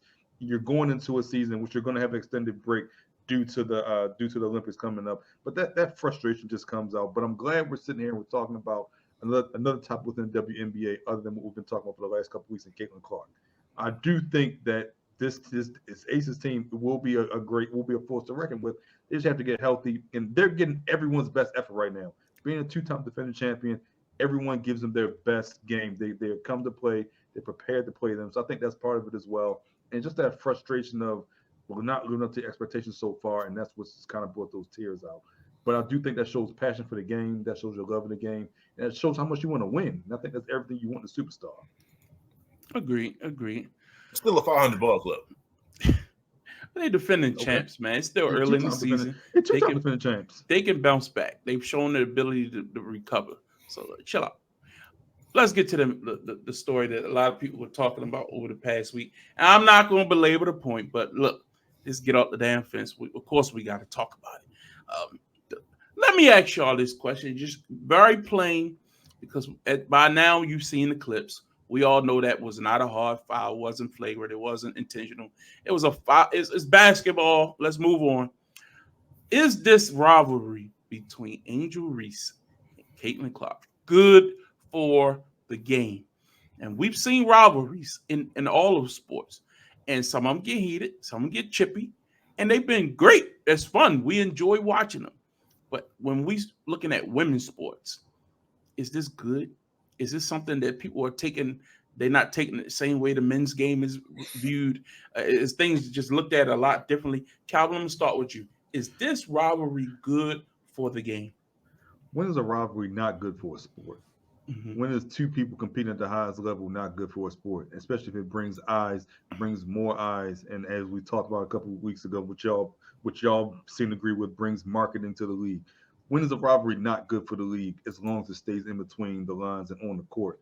These 2 young women have had a rivalry for the last 2 years since LSU and Iowa played in the National College Championship, and that's where that rivalry starts and has continued and gone towards the WNBA. This rivalry is great. To have this many eyes, this much focus on the WNBA through 3 or 4 weeks.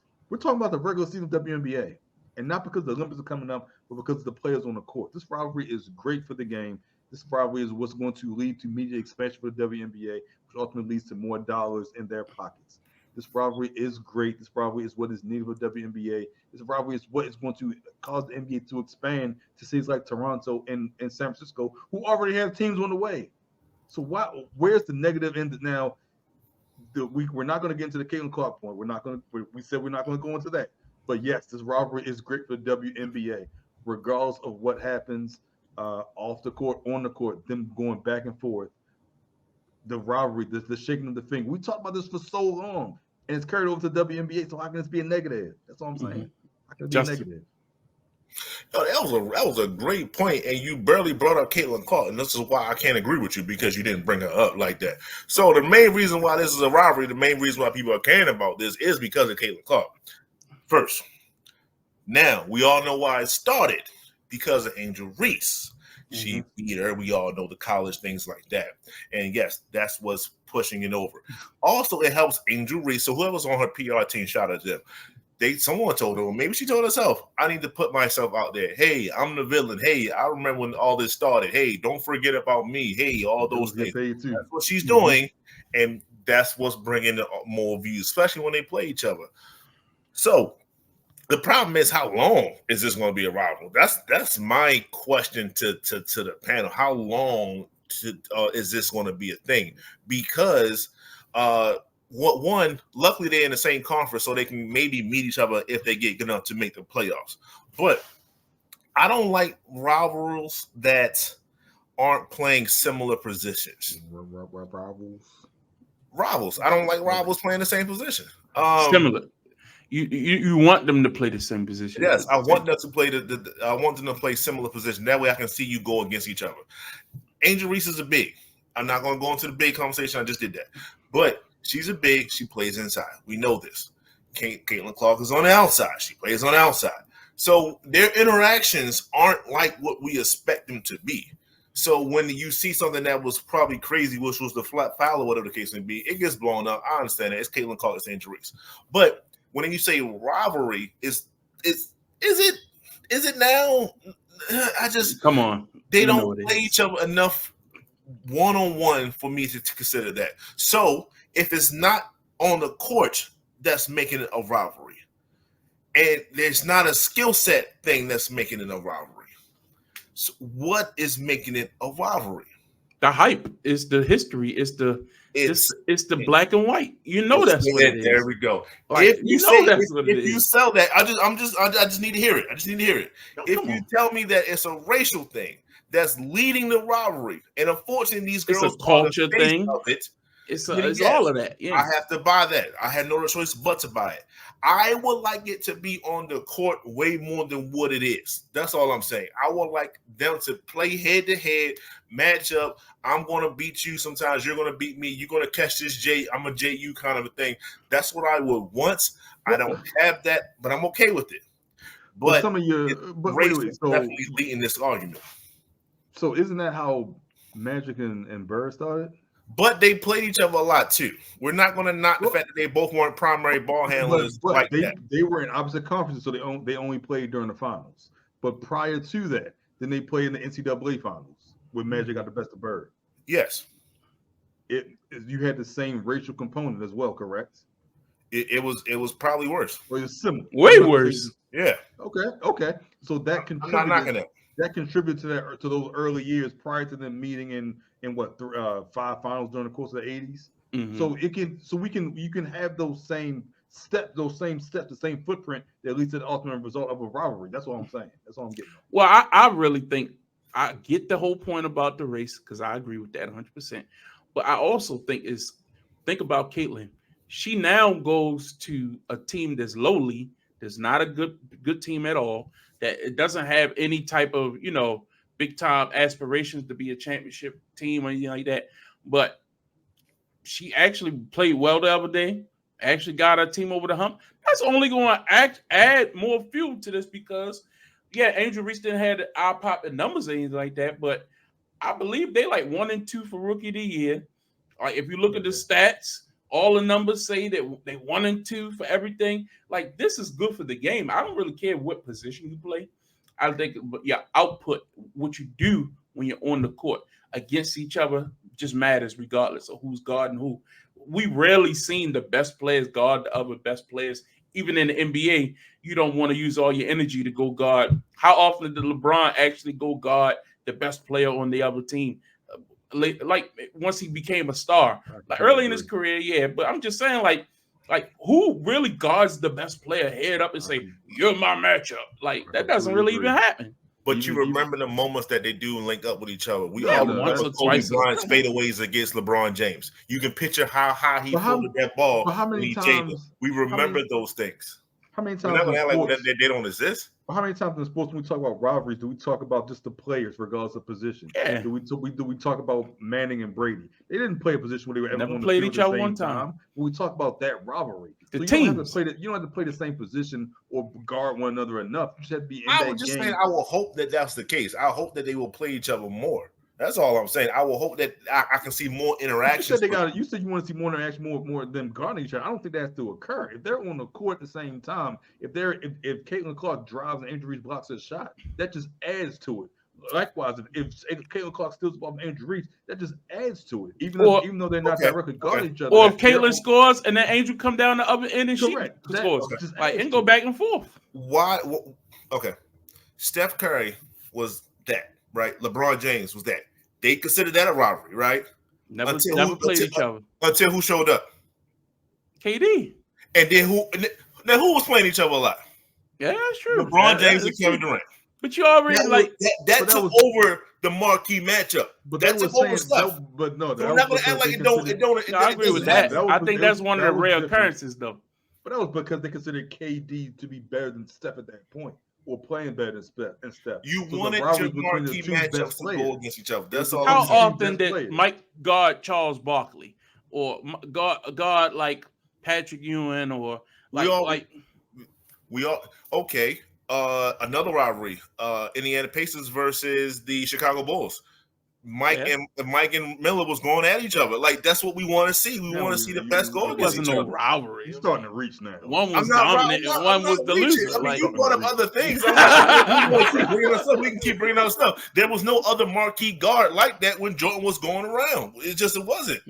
He was the apex.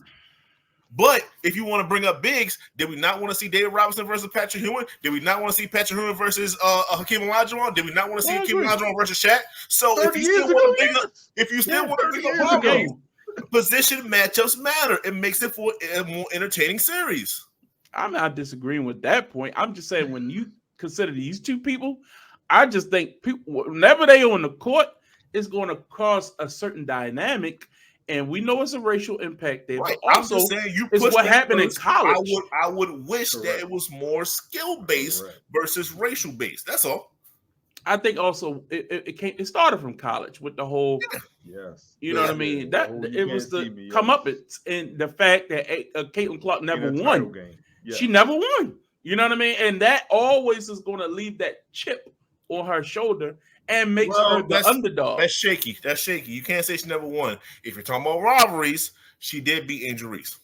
She never won a title. Wait. Okay, she won a title, but she did beat LSU. That's not equivalent. That's not the same. You beat me one year.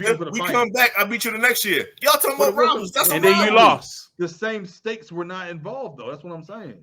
I got a ring already. What, the Final Four or right before the Final Four? I got a ring already. You need to catch up. It doesn't matter. You didn't ultimately win the greatest prize when you beat me. But when I beat you, I won the championship. It's not the same. So now you go to the WNBA. Caitlin Clark is on a lowly team that's not expected to do anything. Angel Reese is on a pretty decent team that has chances, aspirations for championship, right? So now, I was thinking playoff first. Well, not right this year, but I'm sure they can build. Indiana has a better record, if I'm not mistaken, than Chicago Sky right now. They starting to come on. She's been playing a lot better over the last few weeks. What I'm saying is, if you're looking at her fans and what they're looking at, and they're like, oh, yeah, she's the underdog. They love that great white hope. You know what I mean? They'll get behind that. You know what I mean? That's what builds the rivalry. It's not the two people on the court. Caitlin barely saying a word. It's these people on the outside and the noise that comes along. Yes, I agree. I never not said that. No, I'm just saying that's the rivalry. It's not what they do on the court. It's regardless of what they do on the court. People going to get behind I get what you say. You want it to be more basketball based. I'm not disagreeing with that. But I think if you look at the numbers, I think she has played. That game Sunday was fun to watch. That was a fun watch basketball game. But I just think we just need to expand our coverage when we talk about the WNBA. I get tired of talking about the same, like, oh, was that a hard foul? Oh, was she trying to hurt her? Oh, my God, man. Jeez. Like, y'all want to be taken seriously or not? You know what I mean? Like what are we doing?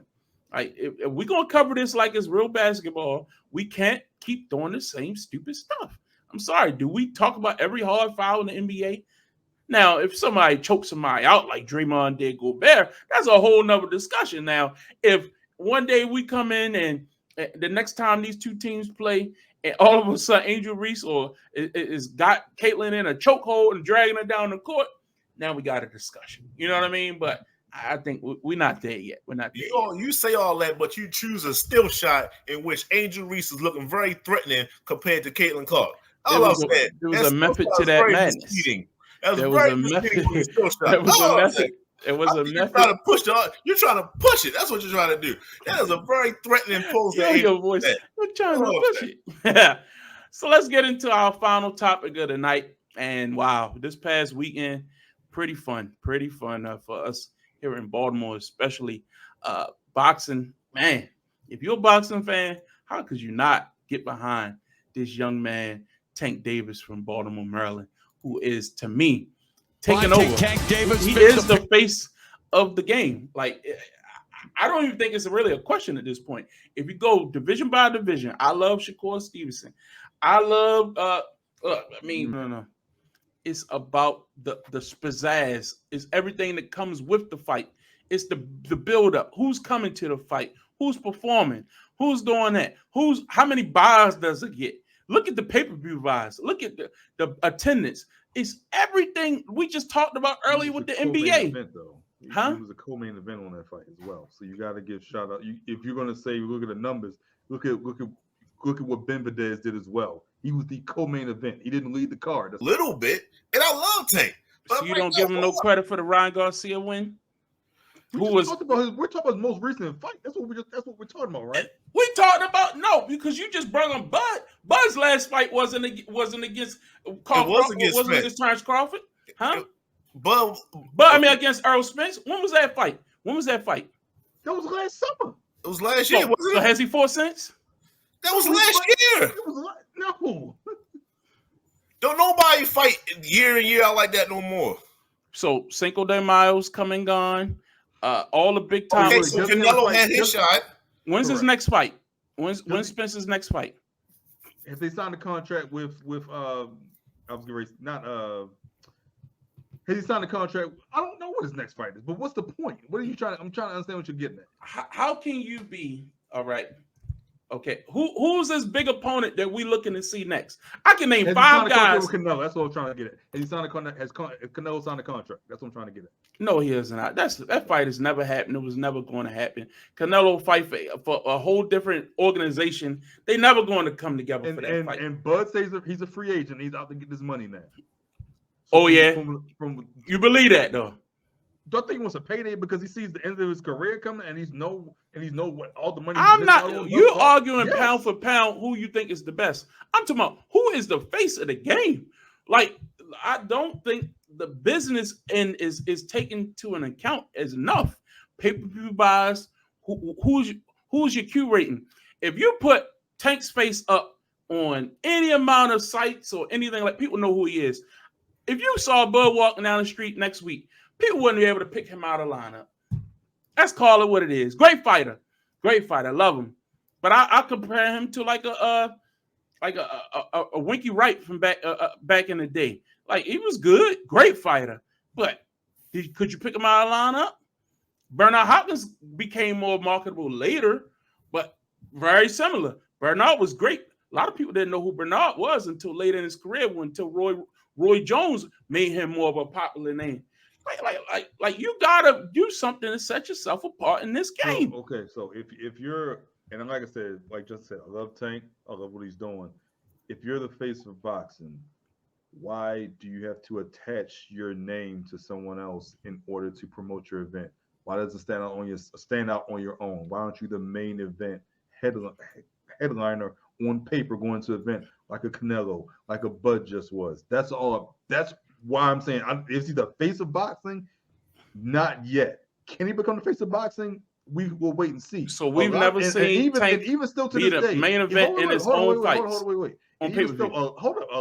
A lot of today, what we associate with Tank, outside of still associate with Floyd Mayweather as well. So there's that connection as well. Of course. So can you stand on your own as well? And that's what I'm not saying. Tank is not top 3.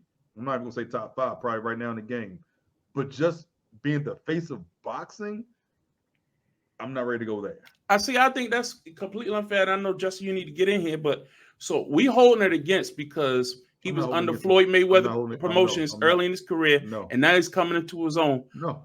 So I think this was a great stepping stone for him.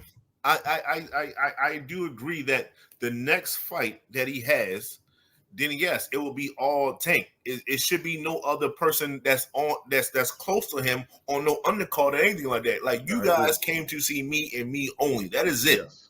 That's the difference. Tank sold out Staples. Tank sold out the Baltimore Arena. Tank sold out the arena in Atlanta. I'm not going to count the Baltimore Arena. You can't count Baltimore Arena. Hold up, I just named 3. The arena in Atlanta. He did the Miami Arena. All of his last 5 or 6 fights have sold out. What are we talking about here? And he was the headliner. Got to the MGM. He just got there, right? That's where it was at. He didn't want to fight in Vegas, huh? You didn't hear why he didn't want to fight in Vegas? He wanted to go to these other cities. You didn't hear about that? But you got a headline Vegas, though. He didn't have to because it was Floyd's decision not to go to Vegas because Floyd owned Vegas already. They figured they could make more money. You go to Atlanta, you go to Miami, you go to LA, you go to Baltimore because that's his home turf. He fought in I think he fought in New York. Did he fight in Madison Square? He fought in Brooklyn. Or he's in Brooklyn. Like, and he was the headline on all of those cards. What are y'all talking about? Stepping Stone. They've been around for a while. And let's also the only fight he was on undercard was that Canelo. That Mayweather and Mayweather McGregor. And McGregor fight. That was the only one. And let's also state the fact that when he was fought in Baltimore, when he fought in Atlanta, when he fought in Brooklyn, those weren't pay-per-view events. Let's also state that fact as well. What wasn't pay-per-view? I just said the Baltimore fight, the Atlanta fight, the one I think that was in 2021 during the initial run of COVID, and the Brooklyn fight. Those fights were not. The last fight wasn't pay-per-view.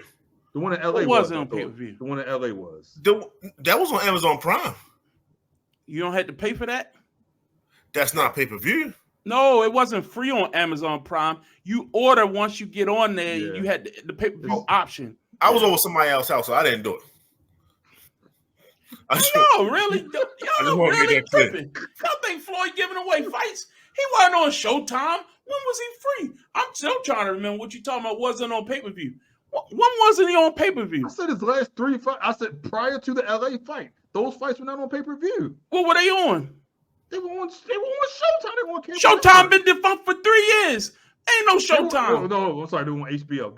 They were not on cable. HBO haven't had HBO boxing in 5 years. Boxing. They were what not are you talking boxing. about? They had DAZN. DAZN is a paid service. You have to pay to go on DAZN. So when he fought in Baltimore, which you brought up, where was that? Where did you watch that fight? I was there. I didn't watch it nowhere. I was there. How could you watch the fight if you weren't there? That's why you had to go pay on DAZN. DAZN. That is a pay-per-view provider. He wasn't on DAZN back in 2019.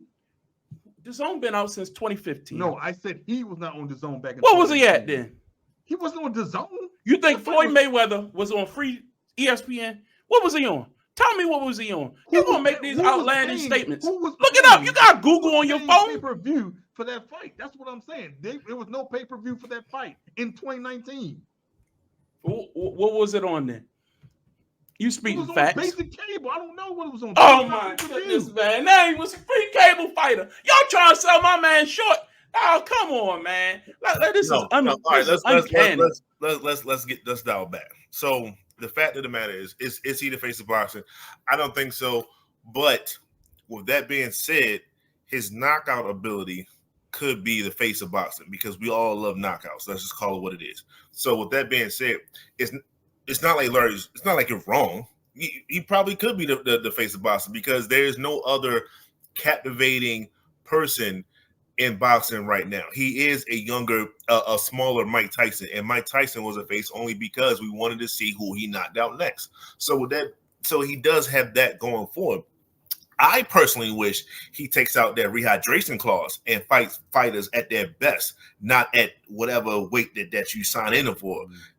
that's me. That's personal. I tend to listen to the Roy Joneses of the world when he says, "I don't care what way that you are, how much you weigh. I want you at your best. So when I knock you out, then you have nothing to say." I don't like when Ryan Garcia says, "Hey, you had this against me. I wasn't even my regular self." I don't like people saying stuff like that. And then when you look at Ryan's last fight, this is Garcia. I seen a still shot. Ryan's last fight versus when he fought Tank, he looked like a goddamn ghost. Like he doesn't look like himself. So I don't like that narrative that's starting to develop coming out of Tank's camp. So I wish he'd get rid of that. So then it's like no questions. He has questions about that now. I just wish we take that away, and then he's good to go for me. And see, I see it completely different than that. If you aren't at your fighting weight, you shouldn't be in that division. If you have to bulk all the way up, and you had to cut all the way down because you got to make 135 or 125 or 130, and then with the day to go, you add on another 15 pounds to bulk back up. I mean, that's not the weight class you should be in. That's the problem. The fights are the fights. You go where the fights. The fights. No. They do that for unfair advantage on the night of the fight. They want to be bigger than you are. Anybody can be bigger. And that's for both sides. But if I'm at my natural weight due to my body frame, and it's 125, 130. If you say that, my fear for Tank is he's going to if he stays with that clause, then fighters are not going to be willing to make that kind of weight adjustment for him. So then he's going to run out of people to fight. So then what do you do? What fighters are you talking about? All the fighters that are marquee are smaller or his size. Shakur Stevenson. Have you seen this guy? Like I've seen Shakur. That's one of the people, and maybe Lomo. He can fight him too. What I'm saying is that that's his prime. I think he would kill Lomachenko. You got three more fights left. But tell me the players. If he's not going to go up, and people are afraid to go down to him, then he's going to run out of people to fight. Then what? I disagree. But I think everyone comes and challenges him, and that's not a bad thing for Tank because he'll get the next up and comer, and he'll always be the A side. He can always negotiate his price. So I don't think that's a bad thing for Tank. I don't want him to move up in weight. I think moving up in weight, he needs to stay right where he is. His downfall. I think you'll see it like similar to what Canelo happened when he fought Plant. He moved up in weight. He fought a fighter that had just as better hitting power as he did, and he was able to get the score the decision. So I think Tank has to stay where he is and let them come to him. If you want to fight him and you want to get that payday, you want to be in that ring with him, you got to agree to his clause. As long as you're the A side, you call it. He the A side, and I think you use it to your advantage. There's nothing wrong with that. Yeah, I just don't. I don't see the who's out there that he has to move up to fight. I really don't see it. Like everybody is around his weight, and that's the hottest division in boxing. Like where he's at is really like the only thing that's changing is who's your affiliation with.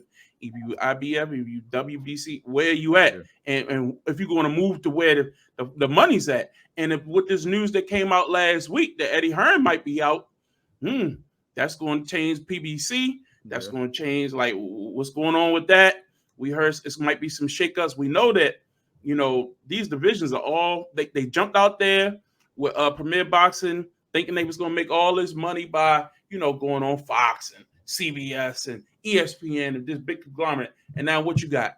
HBO is gone. Showtime Boxing is gone. The Zone is collapsing. Like you don't have these too many places to go to get these big money paydays. So everybody going to Saudi Arabia. Saudi Arabia is throwing crazy money around for fights now. Look how much money. Do y'all know how much money that big slinky what's his name? The heavyweight Tyson Fury got paid like I think $3 million, like to take a dive. He just got $5. It might have been more than that, honestly. But like just to get in the ring, he was out of shape, didn't look good. But they just gonna throw money at you. You gonna go over there. So I wouldn't be shocked if Tank go over there and get him a payday to fight some nobody. Like Floyd Mayweather's still going exhibitions over in Japan. Boxing is ridiculous these days. Floyd's stuck in Saudi Arabia though, so that's all. So who does Tank fight next? I think it's either Haney or Lomachenko, in my opinion. I think Lomachenko is one. I wouldn't fight Haney yet. Why not? Not yet. I think Shakur Stevenson is the fight. to me, you keep dropping this. Well, the whole video allegedly, the whole video came out after the Tank's last fight with the sparring session with Haney and Tank behind, and then you actually saw the entire video with Haney's father stepping in. So I think they're starting to set that fight up as well, and I think that's why I say Haney or Lomachenko. I think Lomachenko. I don't think Lomachenko's a good matchup for Tank in regards to just seeing a fight. I don't think it will go as long as the Frank Martin fight did at this point in Lomachenko's career. But why would you fight Devin Haney? Like, what is to be gained by that? What else is be gained besides payday? I mean, That's what I'm saying. You save that fight for later when like, you're not going up, you're not going down by beating him. That doesn't pad your stats. But you make Haney come to you. That's all I'm saying. And while he's hot and while you're talking to him, but Haney's running for everybody though, so he wouldn't. He doesn't want to fight nobody. But I'm not even gonna waste my time. Yeah, it's. I would say Stevenson. That's who I would assume will be next. But you would have to see that fight. Hell yeah. More than Haney. Yes. Shakur's better than Haney. What? You think about that? Yo, that's a dream fight. Like, are you kidding me? I would do that Labor Day weekend. That's a big weekend I don't for think boxing. Labor Day weekend, but okay. Nah, that's what I would do. It is what I'm saying. Like, if you want to make the most money, everybody ordering that fight. That is a mega fight. I'm saying you gotta be a boxing enthusiast, of course, but you got Tank who has that crossover appeal. How many of these people can go on be featured? And I get it. A lot of his stuff is for off the field antics and being involved with Floyd Mayweather. But unfortunately, Mike Tyson, how did he get popular? Knocking people out and out of the ring antics that made him even more popular. That's what happens, guys. It can't just be you're a good fighter who does things the right way and everything's great and people gonna know who you are. It gotta be something. We said that earlier. What did you say about Kyrie? If Kyrie was still out here being a polarizing figure, people would pay to see him. It's the same with boxing. Either I hate you or I love you. It's that Floyd effect. I think this kid, people think, he got some things on checks against him with the law. He might have beat somebody. I'm not sure. I don't condone violence, but the word is allegedly. That's crazy. Allegedly, you dancing all around it. But I just think there's certain things about Tank that makes him more marketable than Earl Spence or Bud Crawford. I love Bud Crawford. Want me some good money. But who do you want to see Bud fight? Tell me the fighter. You saying Canelo? You really think that's going to happen? I think so. Good luck. I think so. Well, we're going to talk boxing on this show. The problem is Canelo is starting to look like he's running as well. So he don't even look that great no more. I think the luster is starting to fall off of Canelo. Now, granted, you've seen him fight for what, damn near 10 years since he fought Mayweather. Mm-hmm. So he's been in the spotlight for a long time. So he could be just chasing those couple last paydays while he's still at the tail end of his prime. Yeah. All right. So this was a good spirited debate about something that we're going to be talking about not just this week, but for the weeks to come. But any final thoughts this week for get off the damn fence? Any final hot takes that you all feel like you need to get off your chest? This is your time. I've kind of steered this ship for the first episode, but this is all our show. Come on, give me something, Calvin. What's your thoughts? I'm looking forward to NBA free agency. I know we just had it in the regular season. We just claimed a new champion. I think this free agency period will have the most player movement that we've seen post 2019, post 2020.